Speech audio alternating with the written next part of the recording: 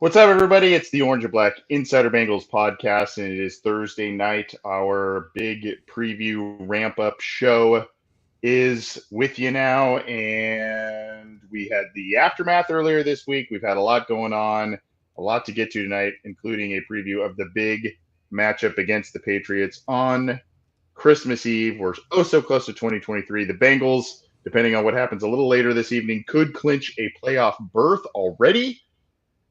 I'm Anthony. He's John. John, what's going on, bud? A little bit different than last year when it came down to the To the proverbial wire. wire, right? When that Yeah. Browns game was about to mean something in Yeah. week 18 for the first time in NFL history. But no, it's been a very incredulous, 6 weeks now? This is like the longest winning streak in franchise history going back to the 2015 team. And I think a lot of people would say with consensus that that team is not as good as this one, not as well-rounded. There's not as much confidence as there has been in a Bengals team in quite some time. So good times around the holidays now. Good times around the holidays for sure. And the Bengals are oh so close to getting that playoff berth. And the good news, John, is they have a lot of work to do, but they largely control their destiny in terms of a division title, maybe even the 1 seed. Depending on how things play out, they would have to win out, obviously beat the Bills and do all kinds of different things. But they are in largely control of their destiny. And we've got a couple of different things that we'll talk about. And one of which is maybe the best path. Is there a little bit of a divisive topic? Is there a best path for the Bengals potentially going forward? And we'll get to that. We'll get to that. You'll see what we mean. We've got a little bit at the end, a little nice Christmas surprise for the Pollock Foundation, represented for David Pollock, former Bengals linebacker. He joined us a while ago. We've been collecting the YouTube super chats. I know some people have been going to Give, Send, Go. We've got a really cool update on this. And then we gave a little Christmas gift, and we'll update you on that. And then, of course, for big donors or we'll have a drawing for some of the people who have donated. There'll be some special stuff in store for you all as well. But first things first, John, we've got to get to some news before we talk about the Patriots, before we talk about the Bengals' march to the playoffs, because a couple of big things, some nice things have occurred for the Bengals this week. I guess we can wait on the injury report. Do we want to wait on the injury report as we preview the Patriots towards the end? Is that Yeah. Let's get to the good news first. Okay, let's get to the good news then.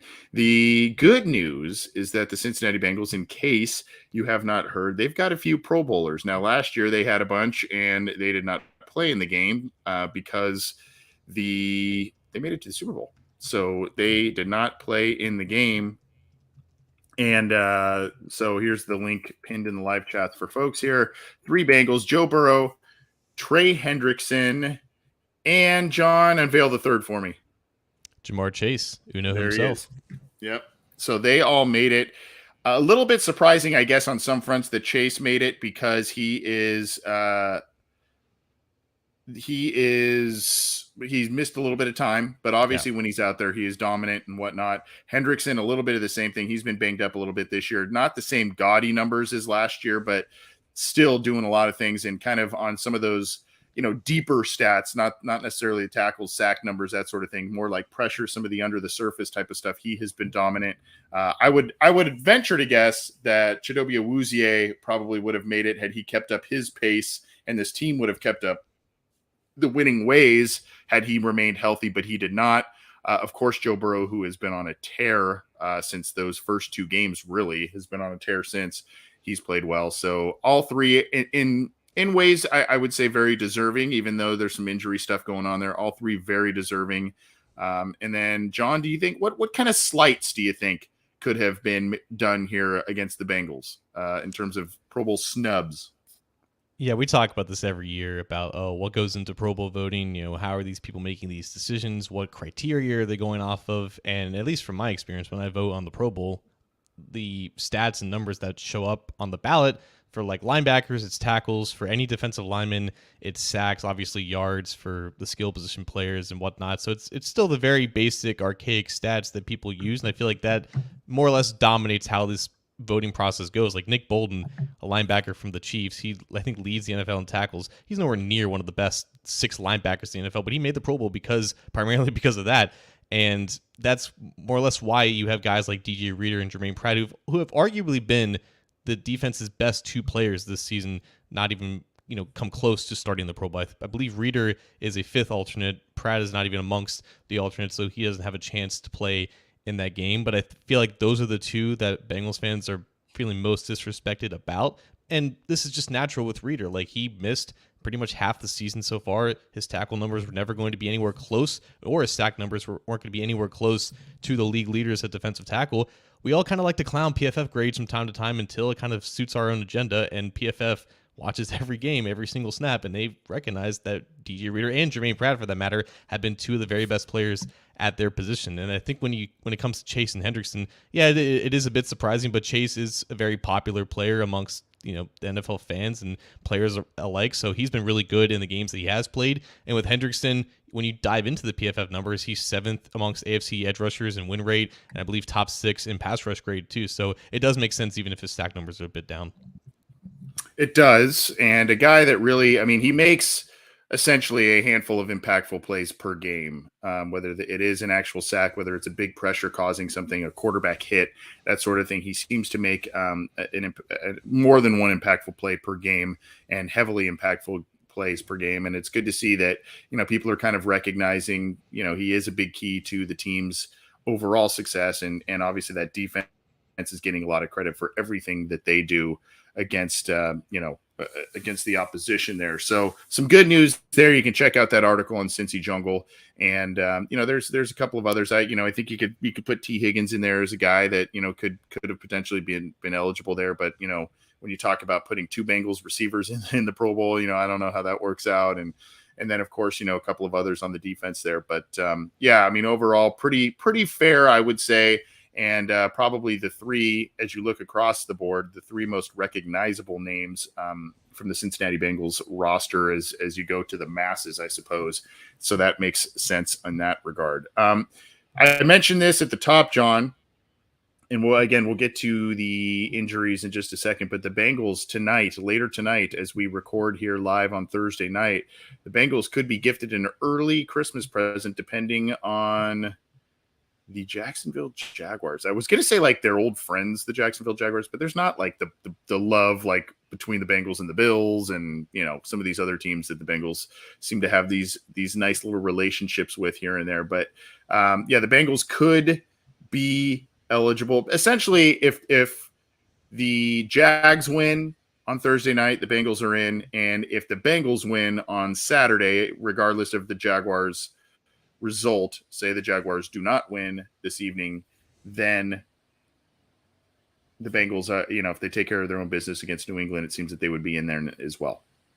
Yeah, it's completely control your own destiny at this point. The Jags can only get in via a division title as the 4th seed. They can't go any higher than that. They're competing with the Titans in that regard, and the Jets right now are looking at a potential wild card spot. And if they lose tonight, then I believe that takes them out of playoff contention, or whatever the case may be. But I would say for Bengals fans, and obviously this is now in the past for listening to this tomorrow, but I would be rooting for the Jets in this game, because I think if the Jets are the 7th seed and the Bengals could potentially be a 2 seed, I think a lot of Bengals fans would take that matchup in the wild card round. So, I mean, the Bengals are probably have a 99.9% chance of making it. This game ultimately doesn't really matter in that sense, but you want as many weak teams as possible to fill out those wild card spots. And the Jets, yeah, I mean, either Zach Wilson or Mike White, I think they could have confidence that they could beat either of those two.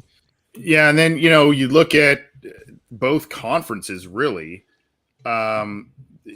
There's a lot of weak teams that are fighting for playoff spots at this point. I mean, you look at teams that are kind of, and I guess that's what comes with the territory when you add in that 7th playoff spot and that 3rd wild card spot.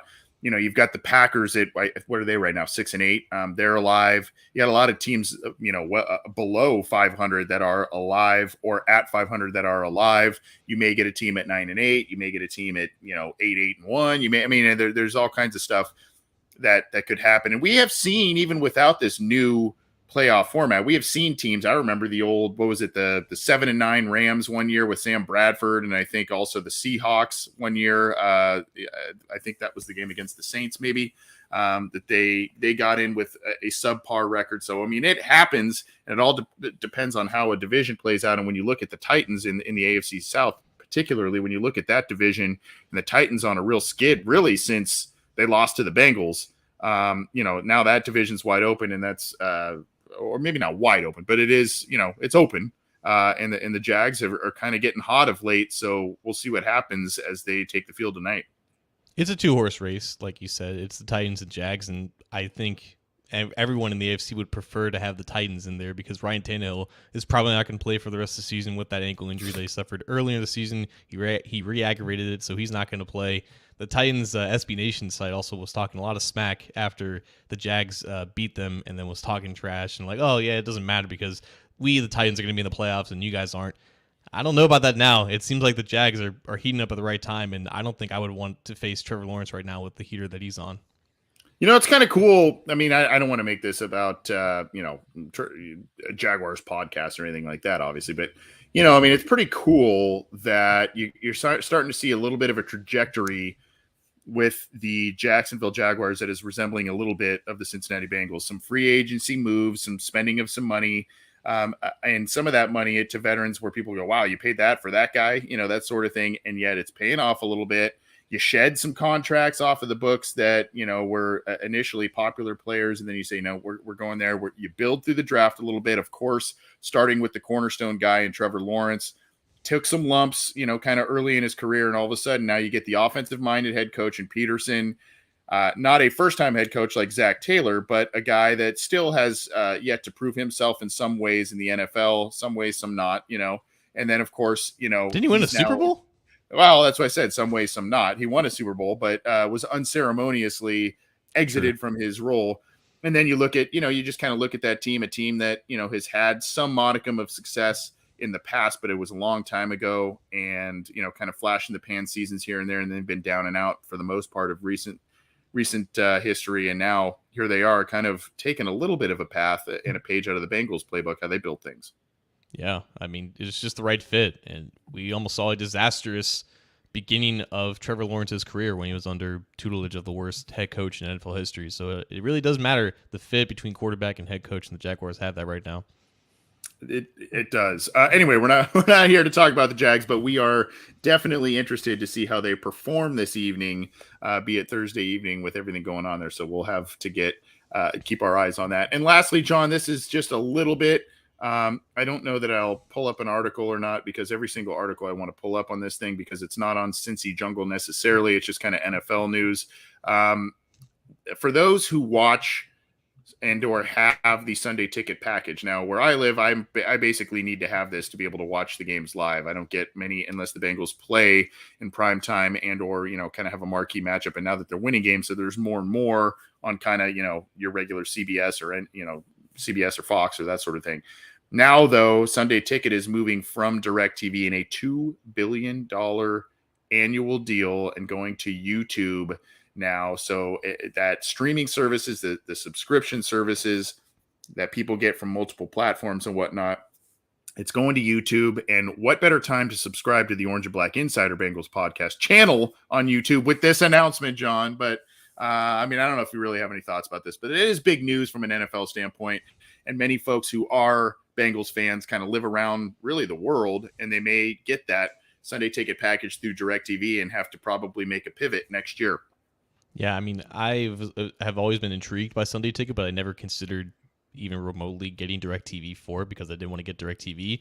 Now that it's free from the shackles of DirecTV, I am a little bit interested to see if I want to get YouTube TV as a whole or just the separate Sunday ticket package that comes. Like, I think there is something of like a separate like package where you just get Sunday tickets. So I'm interested in that. I guess the one concern is when you go out to bars and restaurants that had Sunday ticket through DirecTV, what are they going to do? How are they going to show all the games like they used to? And I guess they have to figure out the logistics with that. But for the consumers like you and me, definitely great news.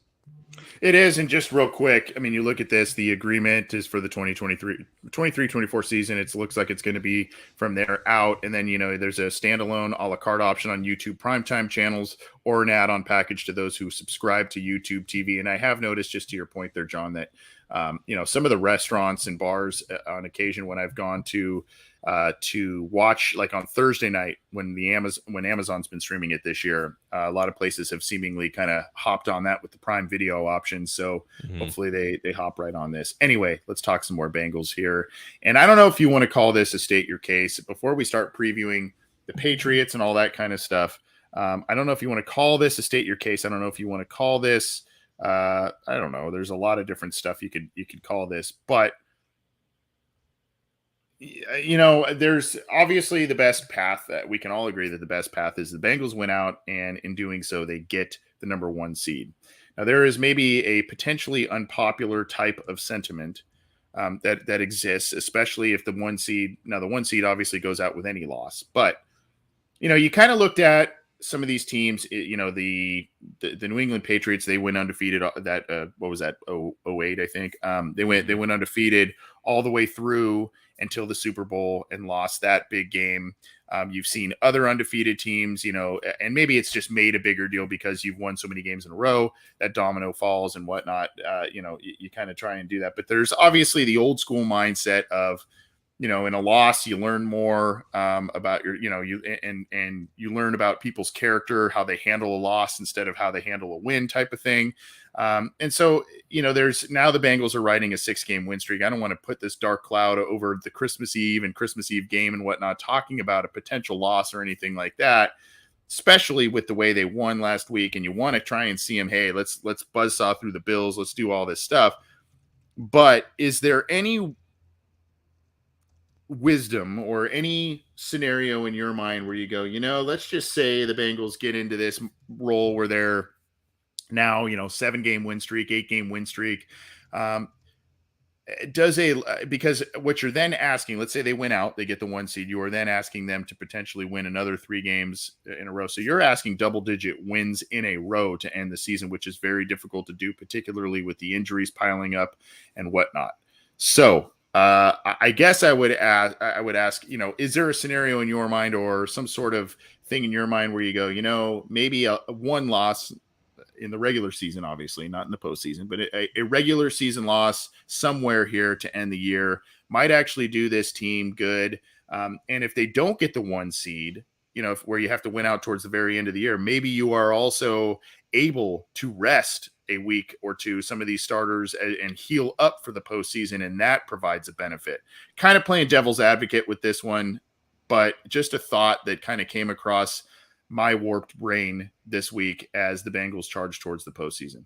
No, you're playing the numbers just like Luke Knoll did last week when he commented it's really hard to win 10 plus straight games in the NFL, including the postseason. And Emperor Starscream, I agree with you in the comment section. The Bengals already have a ton of character building losses already, and to me, I feel like last week against the Bucs, the fact that they went down 17 points in the first half, got their butts kicked in. Even Zach Taylor said, we kind of needed that.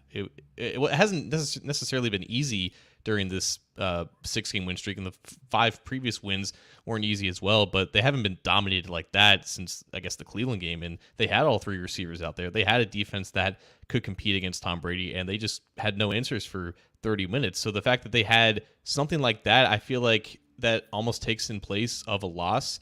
And when it comes to the statistical probability of winning that many games in a row, I feel like just winning the Super Bowl is hard enough.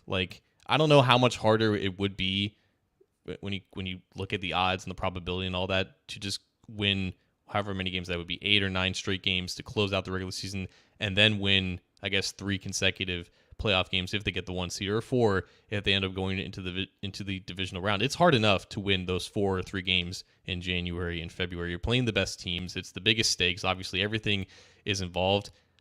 To me though, the fact that it's already at that level of difficulty, I don't know how much harder it would be to just stack on the 7 or 8 consecutive wins on top of it. I feel like, to your point, just the feeling of losing or being outmatched at a certain point of a game is already enough, to the point where it's you don't necessarily need a full-blown loss on your record that would, prohibit you from being that coveted number 1 seed. So I think the value of being the number 1 seed and winning out still trumps that mental, I guess, roadblock that you're talking about. But I do think it does make It does make some sort of sense. It's just hard. It's already hard enough though to win 4 or 3 straight games in the playoffs. Yeah, I mean, essentially, how you're asking, what we are asking, if the Bengals were to absolutely run the table and go all the way through the postseason at this point, I believe by my count, this would be 7 this weekend, 8 would be against the Bills, 9 would be against the Ravens, and then if you get the 1 seed at that point, you're talking about another 3 games, right? Divisional,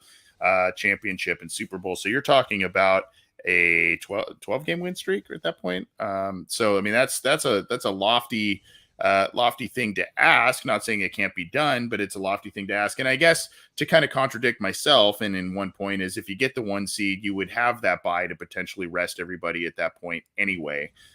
So I mean, there's multiple ways to look at things, right? I mean, you could just say, hey, just keep riding that momentum, You don't want to, you want to keep carrying that into the postseason. And one of the things too, John, that I've just seemed to notice, we talked about it Monday a little bit with this quote unquote bulletin board material. Tom Brady's made kind of a tongue-in-cheek comment a little bit about the Bengals defense. We've, a couple of weeks ago, Eric Reed, the Chiefs, made the comment about, Hurst and Higgins and didn't really know guys' names and all that kind of stuff. They took that to heart. This is a team that plays pretty well with its backs against the wall and or kind of a chip on its shoulder and all of that. I don't know that a 1 seed, maybe they'll continue to have that, but I don't know that the 1 seed would still provide that chip or that man, we've got a lot of stuff to prove still, because national media still aren't talking about us. I don't know that just this heavy win streak and all this kind of stuff, unless of course you win the Super Bowl and do it all. But I'm saying, as you get to the postseason, I don't know that chip, as big of a chip, still exists as sometimes when some of these talking points and bulletin board materials provided to them going into a game. I got to be honest, man. If that's the reason why they aren't able to carry this momentum, because they're succeeding too much, it's kind of an indictment on them. Like, at some point, if this group were to turn into what I think a lot of us want it to be, like a dynasty of some sorts, right? If they are to become the next Brady Patriots, then they have to be getting used to being the favorites at some point. Like, with Jordan, with Kobe, with LeBron, whatever competitor you want to add, they will find anything to get them motivated, to get them ramped up. Just the extra 1%, even just the word fairly was enough to tip off that entire defense and spur them on for a second half surge. So I think the greatest competitors do end up finding any way to get fired up. Even being the favorites, there's always someone that's going to slide you. And I think, honestly, when you talk about the Bengals and just the media in general, I don't know if there will ever be a point where they will get over the stigma of being the Bengals. I think multiple Super Bowls would be the only thing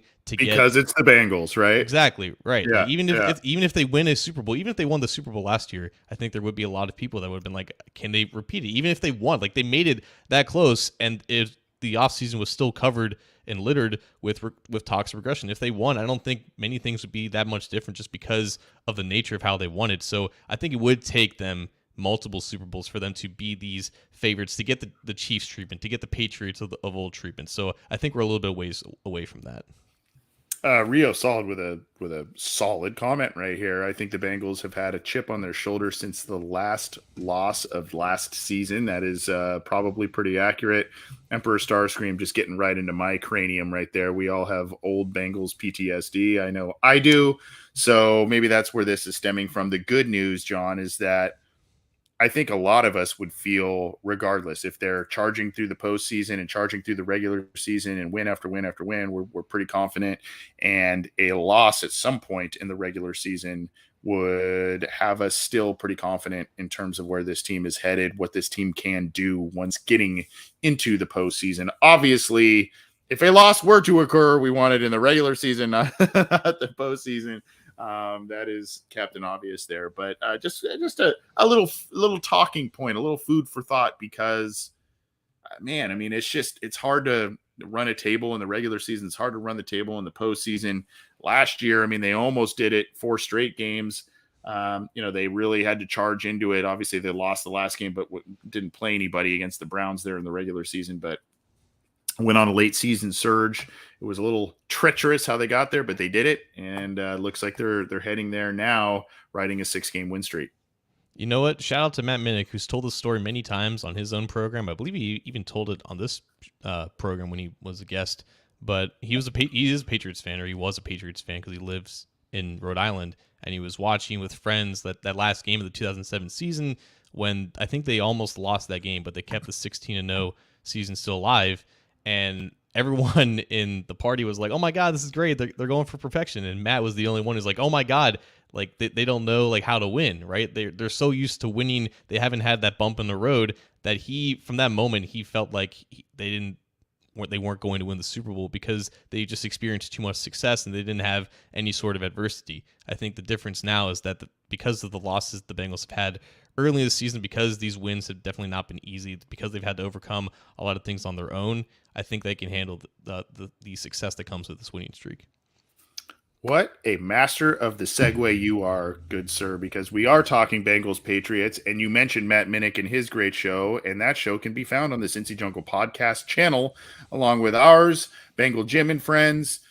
Everything is on the Cincy Jungle podcast channel, so go check that out. iTunes, Stitcher, Spotify, Google Podcasts, iHeartRadio, all of the above. You can subscribe to that channel. Leave us a review if you could. We appreciate it. We're trying to give you a handful of things per week. Even with the holidays, we're trying to get you a lot of different material to cover you for the Cincinnati Bengals on this show and on the channel. Of course, you can get this show on YouTube.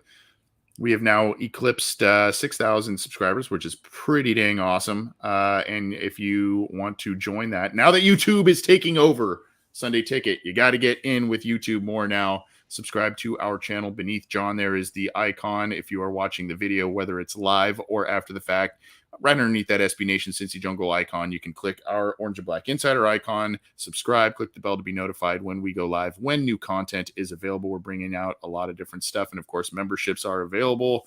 Thank you to Michaela and others who are recent members. We appreciate you. And of course, all of your news, opinions, analysis, podcasts, etc., can be found on cincyjungle.com as well. Well, John, let's talk about this thing here. Christmas Eve, no rest for the wicked here. Bengals gotta get. And here's the tricky thing with this one, and we'll talk about the health here. I guess that's probably where it's the best place to start. Short week, 2 road games on that short week, pretty tricky, especially when you're going up against Bill Belichick, who I'm sure is just in a jolly good mood for Christmas based on what happened with his team last week. He seems so done, honestly. Like it is hard to gauge like the psyche of Bill Belichick, but he knows this team is not very good. It hasn't been very good since Brady was good, like before 2019. Like you don't expect him to blow up, but I just can't imagine what was going through his mind when Jacoby Myers threw that ball to Mac Jones. Even if they won, they lost. Like I feel like Bill he's just who he is at this point, and the old on to Cincinnati verbiage, like that was 10 years ago. That's when, like, I feel like he had some semblance of confidence in his team to turn it around. I don't think that exists at this point for him. Yeah, and he's just ever pleasant behind the microphone, old Bill. But yeah, I mean that was pretty unbelievable what we witnessed with the New England Patriots last week against the Las Vegas Raiders. And of course, I don't know if poetic justice is what you want to call it, but Chandler Jones, the former Patriot, absolutely trucking Mac Jones on the way into the end zone. It's one thing to lose. It's one thing to lose on a fluky, weird play like that when you are seemingly headed to overtime. And it's another thing to lose by a former player trucking one of your other players. It just was like this emotional trifecta, I assume, for Belichick, the Patriots, and their fans for sure. Anyway, here is the injury report. We will pin this in the live chat here. The most recent one. This was as of yesterday. I don't know if we have a newer one today. We do have the updated one on the site. Okay, let me pull that up.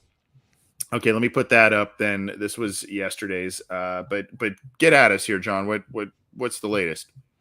Yeah, so there are 4 players for the Bengals who are questionable, and 2 of them seem pretty confident that they're going to play. The other 2, it's more of a wait-and-see situation, and I think a lot of people would be surprised to hear that Trey Hendrickson is not any one of those guys who are questionable. There was a report from Paul Dehner Jr. earlier this week that said there was internal optimism that Hendrickson had a good chance of playing this week, and sure enough, he was limited on Tuesday and Wednesday and was a full participant still with a healing broken wrist on Thursday's practice, so he is all good to go for Saturday's game. He still has the broken wrist, but the reasoning behind him playing is, I think, quote, to quote him, it can't get any worse according to the doctors that he talked to. So he's just playing through pain.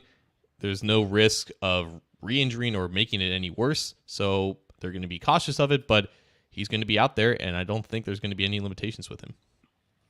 And so you have questionable Jalen Davis, who hasn't seen much playing time this year. Hayden Hurst, who has and is nursing a calf. What is with the calf injuries this year? It seems to be something that is a new Drink one your this milk, year. guys. Yeah. Come on. Yeah, just stop cramping up. Let's go. Hayden Hurst with the calf injury, he is questionable. Cam Taylor-Britt kind of said, I think it was Zach Taylor who had said he thinks he feels pretty good about him coming back. It looked pretty bad last week, but that might have been a stinger situation for him. And my guy, Jay Tufele, with an illness, normally you would probably say, hey, looking pretty good. You know, usually the guys suit up with the illnesses, but on a short week and traveling, that kind of throws a wrench into that whole thing. Higgins is, after the hamstring stuff, he's been practicing full, which is good. And then Hilton had a full practice on Thursday as well, which is huge. Obviously, I would assume that's the last one there, really, maybe a walk through Friday or whatnot, but the last one on a short week there as you play on Saturday. You see Collins getting that injury rest, non-injury rest, rather. You mentioned Hubbard, same thing with Reeder as Collins. And then you see there Davis has the thumb, Hendrickson the wrist, and then Higgins hamstring. He went limited on Tuesday, full practice 2 days in a row. Hilton going full on Thursday. Hurst going limited throughout the week, which is a better sign. I don't want to say it's a good sign, but going limited throughout the week is a good sign. Taylor going limited throughout the week with Trent Taylor, that is, with a hamstring. Taylor-Britt going full on Thursday after that shoulder issue. And then Tufele did go full on Thursday, but didn't practice Wednesday. I would assume, if you're asking me now, based on full practice by Taylor-Britt and Tufele on Thursday, I would say those two are probably going to play. We'll probably coin flip on Hurst and Davis at this point. Probably Hurst might be a little bit of a game time decision, depending. That's just my 2 cents. I don't know if you agree or disagree with that. No, you're right in line with Zach, because he more or less said we'll see with both Hurst and Davis. I mean, Hurst has missed the past 2 games. He was set to miss 2 or 3, so this falls in line with that. With Davis, yeah, it was more. It's a tricky injury, the thumb. So clearly it's not healing the same way as Tyler Boyd's did. So that's more or less up in the air. But everyone else, like Mike Hill and Neil Apple, being back is great. You don't want to have too much experience against cornerback there. And Cam Taylor-Britt's interesting to me because there was a report that it was more than a stinger, but I think most people, and including himself, are saying that it is a stinger. So hopefully it doesn't get any worse, but it might be something that he has to deal with for the remainder of the season. But a testament to his toughness for sticking it out and potentially playing the rest of the season with it. And of course, you look at the master of utilizing ambiguity on the injury report, Bill Belichick, with like 6 questionable guys of 10 total people on there. One of which is Ramondre Stevenson. He was involved in that last play, I believe, last week against the Raiders. You talked about Myers as well, also involved in that. They went limited all week. And then Jonathan Jones, the corner, limited with a chest injury. Tyquan Thornton, a wide receiver, limited as well, all questionable there. So you've got a few out. Devontae Parker being out. That provides a little bit less of an issue with the Bengals. That was kind of a scary. I don't know if you saw that, John. He kind of got slammed to the turf and got up and was woozy, and nobody really saw it. And I think it was it Nelson Aguilar maybe, or who was it that kind of came to his rescue a little bit and kind of called out trainers and halted things to get him out of there once he was exhibiting concussion signs. Yeah, never an ideal situation, but shout out to whoever it was that did that.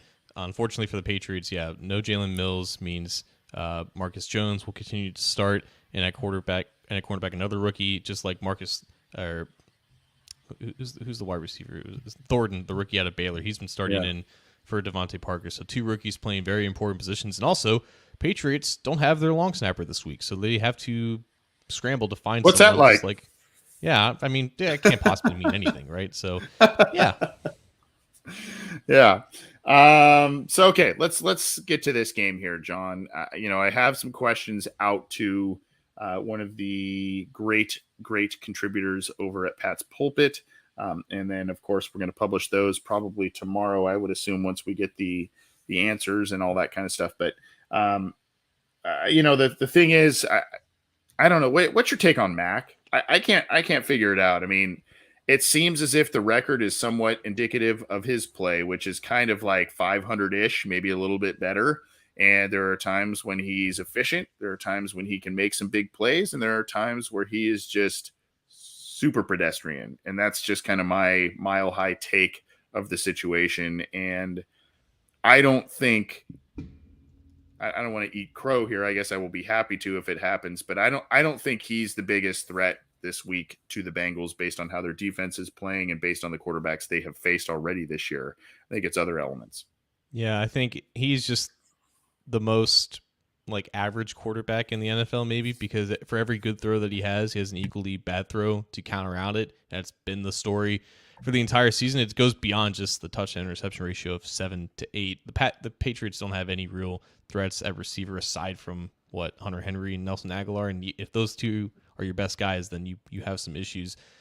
He never really wowed me in college, to be honest, either, and the whole idea of him going like third overall to the 49ers seemed absurd to me, but I'm starting to think that Kyle Shanahan could have made Mac Jones like a Pro Bowler at this point if he's getting this production out of Brock Purdy. So maybe that would have been the dream scenario for Mac Jones to go into that offense with a bunch of speed and skill positions and a great offensive mind. Instead, he went to the Patriots, who now have a defensive coordinator calling plays on offense with very little talent around him. So he doesn't seem to be thriving under the circumstances, and I don't really blame him for that, considering he was always more of a limited quarterback. But yeah, his development has been stunted this year based off of everything that's been going on around him, and for every good play that he has, it hasn't translated to another good play coming back. And he missed a handful of games early in the season. Bailey Zappi got some run, and there was a conversation about the Patriots should go with Zappi, like a Tom Brady, Drew Bledsoe situation all over again.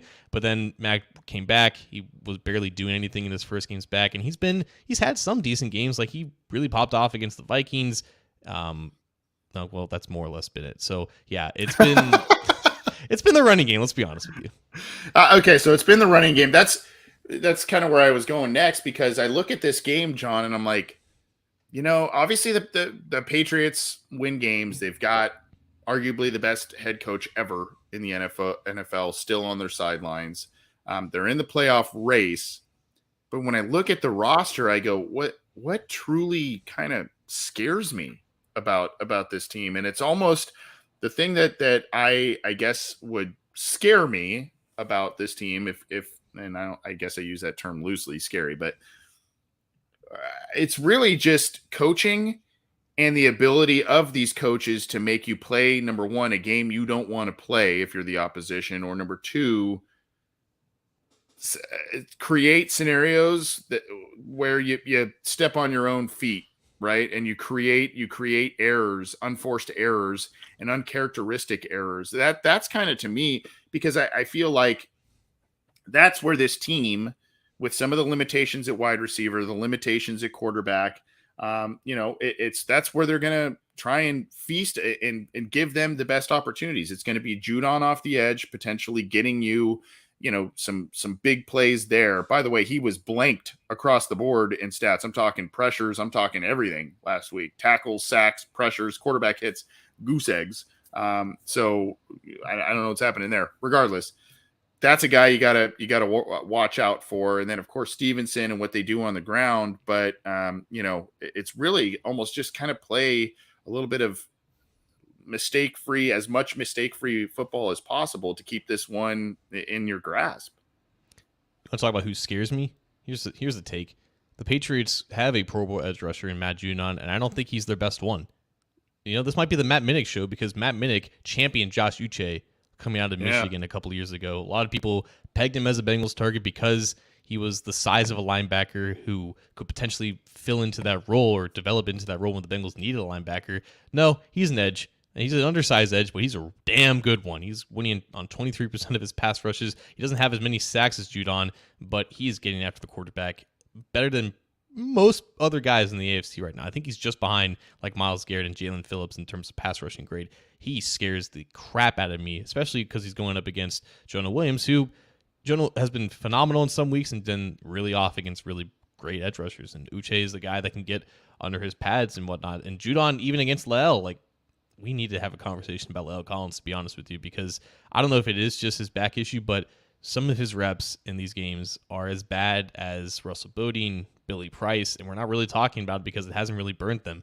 But you have two guys on both edges who have a combined like 20 something sacks this year, and that has been an issue for the Bengals this year. Like when they have to deal with dominant edge rushers who can finish these reps, it really stunts their offense. And then you have behind them two really good safeties. Devin McCourty is still doing it at like 40 years old, but Kyle Duggar next to him, he's been one of the best young safeties in the league this year. So even without their best and most physical cornerback in Jalen Mills, like their secondary is still beginning the job done because they have two guys off the edge that can get after it. So it's very, very odd to me in terms of the tackle play by the Bengals when you talk about Collins and when you talk about Collins and Jonah there. It seems as if, for the most part, it's okay to pretty good, but there's the occasional, whether it's a superstar like Garrett or it's the little bit smaller, little bit more agile, a little bit more athleticism type of guys that give them fits. You saw Tryon last week, a guy who's not the Myles Garrett physique, but has some speed and agility and whatnot. He gave Collins some fits. You have seen, I remember back in the days of Whitworth would blank guys like Suggs and all kinds of stuff, but the littler guys, the Doomervilles and Elvis Doomerville and whatnot, those were the guys that when you're a bigger guy like that, it can give you some fits because they can get around you a little quicker. They can duck under your blocks, that sort of thing. And I kind of feel like, at least with Collins, you're seeing some of that athleticism, the smaller size, the speed getting to him a little bit.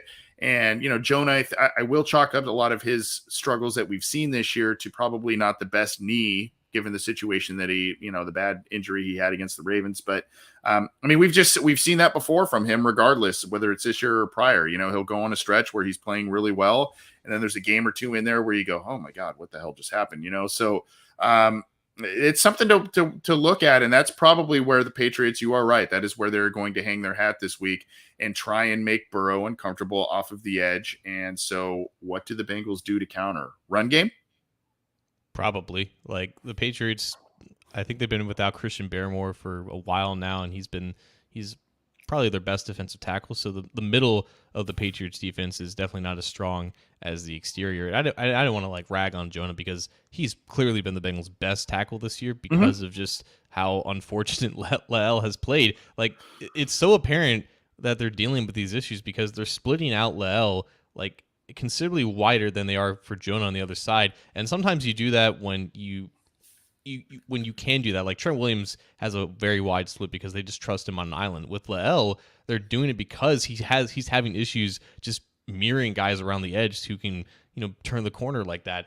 And even then, it's still been inconsistent because he can barely generate any explosion out of his stance. So now you have a guy like Judon who is finishing his pressures more than anyone else in the league. He's got some inside counters that Bengals sure as crap know about. Like he had success against the Bengals offensive line in previous years when he was with the Ravens. Now this is like his first or second year with the Patriots, so he has familiarity with Frank Pollock's scheme and everything that goes with that. So how the Bengals manage with La'el, like either giving him help off the edge with a guy like Mitchell Wilcox or maybe Devin Asiasi, who, that's a former Patriot. This is a potential revenge game right there. So they have to come up with some options if this gets out of hand early on because these two pass rushers are really dangerous. So, what are we thinking on this one in terms of in terms of some, we talked about some key players. We've talked about, what the Bengals may need to do here. What are you thinking in terms of how this thing plays out?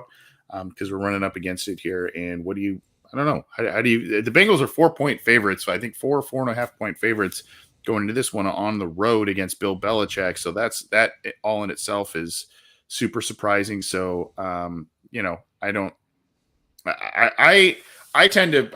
the mindset, like, I've been hesitant to pick the Bengals with their favorites and all this kind of stuff. And I've tried to find reasons where it's like, nah, this isn't going to work. This isn't going to work. I'm kind of now at the point where I'm like, I'm just going to pick the hot hand, which is the Bengals. And until it fizzles out, I'm done. You know what I mean? Like I just, then I might change my tune, but it's so hard to pick against them, especially with how we saw what happened last week. This is a game the Bengals should win. It just seems like things can get kind of funky.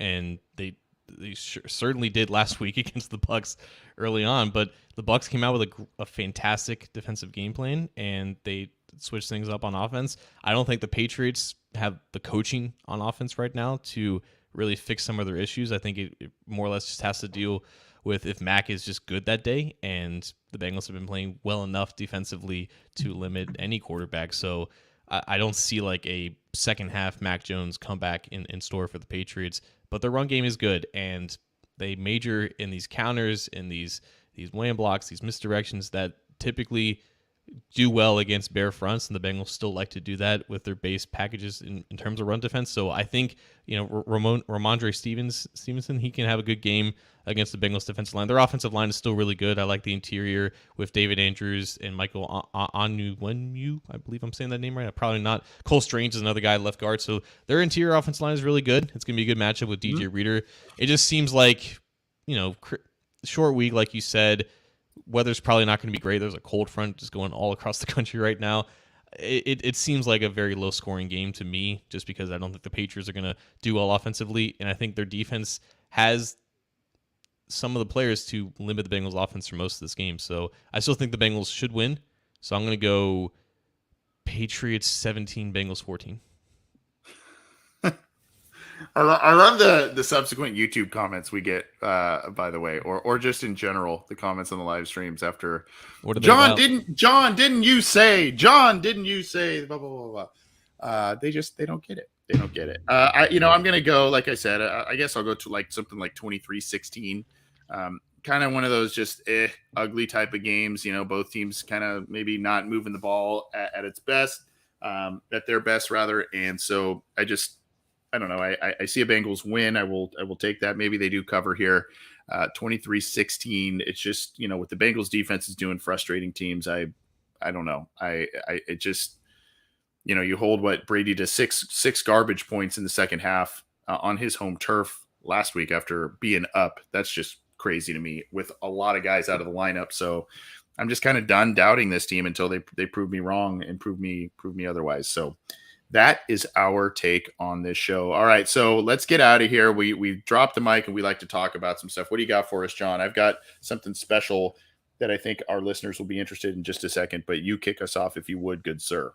Nothing more than a thank you. Like you said earlier in the show, we surpassed 6,000 subscribers, I believe, last week. I forgot to mention it earlier this week, but I wanted to mention it and to rehash what you said earlier. Thank you guys for continuing to stick with us, for the growth of the channel. We know that you have so many other options with Bengals content creators. It's been and good a growing, booming industry in the past year and a half. Yeah. So thank you for your continued support, and happy holidays to you guys.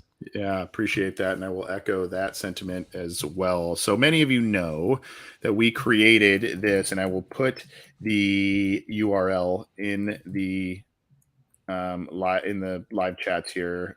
Pollock Family Foundation is the nonprofit, and of course it was spearheaded by David Pollock. He joined us right before the season started, talked about the Bengals, talked about his time with the Bengals, his devastating injury, and it was a really, really awesome interview, and a guy that was supposed to give us like 10 or 15 minutes and gave us like 35. So awesome guy, awesome cause. This is something that obviously that started with him, and it's kind of been a thing that's been in his home area of Georgia, Atlanta, that sort of area, in terms of who it benefits and whatnot. Well, we've done a deal, obviously, givesendgo.com/Pollock Family Foundation. You guys answered the bell, and we have just kind of slowly collected funds over the past. Now, they have a lofty goal because they are trying to make this a more national thing. And so what we are doing here is we're going to keep this going. We're going to keep this going for them, and this site's going to be active. So at any point, if you want, and we're going to continue to, raise some money for it and promote it and everything with it. So they've got a lofty goal of 35,000 because they've got a lot of things. But I would venture to guess we've raised $3,363 through YouTube super chats, through various donations, direct donations from Bengals fans as we pointed them to this site. There may be a couple in here because they're anonymous that may have come from others. You can see here, we just submitted a $650 donation right before Christmas here for on behalf of the show and on behalf of the listeners. Most of that was from our listeners through the super chats that we've been collecting over the past couple of months, and then we added some more funds to it ourselves to add a little icing on top of the cake. Here you see anonymous donors of $1,000. There's people that have Orange Arrow that have donated, that listen to our show and whatnot, and people have referenced Orange and Black Insider and whatnot. So, and you can see here, campaign created by the Bengals, Orange and Black Insider Bengals podcast. So I don't know that every single dollar of that $3,363 is responsible, but from us and our listeners. But I'd like to think that a good chunk of that is, if not most. And we're going to continue to help them out, give them promotion awareness, provide awareness and whatnot. So we can't thank you enough. And we provided hopefully a nice little Christmas gift here towards the end of the year to the Pollock Family Foundation. So thank you, Bengals fans. Your generosity is incredible. As we all know, you've helped out stuff with us before, whether it's the Ken Riley Foundation, Anthony Munoz Foundation, Ken Anderson Alliance, all the above. You've helped us out before. And, we try and raise a lot of money, and I know a lot of people like Bengal Jim and whatnot raise a ton more money than we do, but we try and do our part, help out things, particularly as it pertains to current and former Bengals, and we can't thank you all enough for making an impact here. I'm not an accountant, but I feel like Mr. Whisper was responsible for at least 1,800 of that 3,300. Yeah. So Mr. Whisper's he's gotta hit us up with his info via email, the obinsider@gmail.com, because in counting up some of the recent funds, it's unbelievable how much he has given. Now, many others have given as well, and we appreciate that. So, Mr. Whisper, we're going to do something nice for you specifically, and then we'll have some other giveaways that we'll do, maybe some random drawings or whatnot for some of the others. But we wanted to kind of round up some recent funds here, give this there. And again, we've got about $3,300 here on an account that we kind of started to support the Pollock Family Foundation, not where they had have their initial lofty goal, but we're getting there, and hopefully we can kind of keep chipping away at that. Yeah, again, just like Anthony said, thank you guys. Anyone who donated anything, it means a lot to us. It means a lot to David and his foundation. It's a season of giving, and you guys have done that and then some. So thank you guys.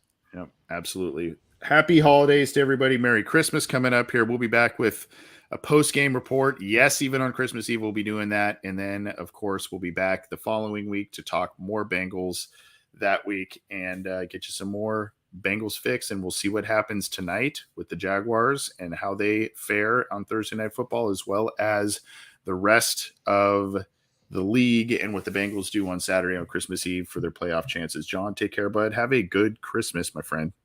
Christmas, Hanukkah, Festivus, whatever you guys got. Whatever Happy you holidays. got. Take care.